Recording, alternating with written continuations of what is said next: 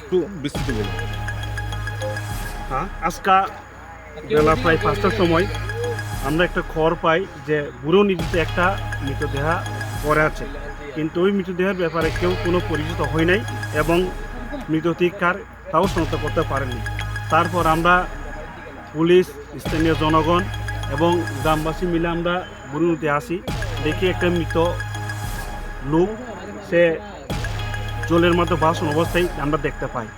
তারপর আমরা সবাই সহিতাই আমরা মৃত ব্যক্তিকে এই জল থেকে তুলে আমরা যখন পাড়ে আনি, তখন গ্রামের লোকগুলা ওই লোকটিকে চিনতে পারি।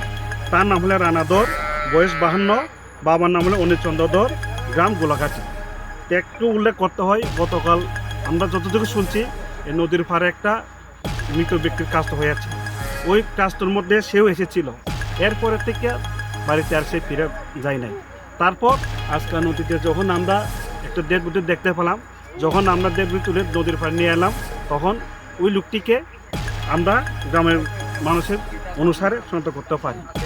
কালকে যে লোকটা বাড়ি যায় নাই, সেই ব্যক্তি আজকে আমরা মৃত অবস্থায় দেখতে পাই।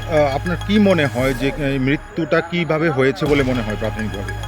প্রাথমিকভাবে আমরা এটাই মনে করতে পারি, যেহেতু জলের মধ্যে বাস অবস্থা আমরা পেয়েছি, হয়তো সে কালকে জলের মধ্যে পড়ে বা বাড়িতে আর ফেরা নাই বা জলের মধ্যে সে ডুবে যায়, অথবা সে নদীতে যেহেতু জলস্রোত আসলো, তখন মনে হয় সে ওইখানেই সে শেষ নিঃশ্বাস ত্যাগ করে।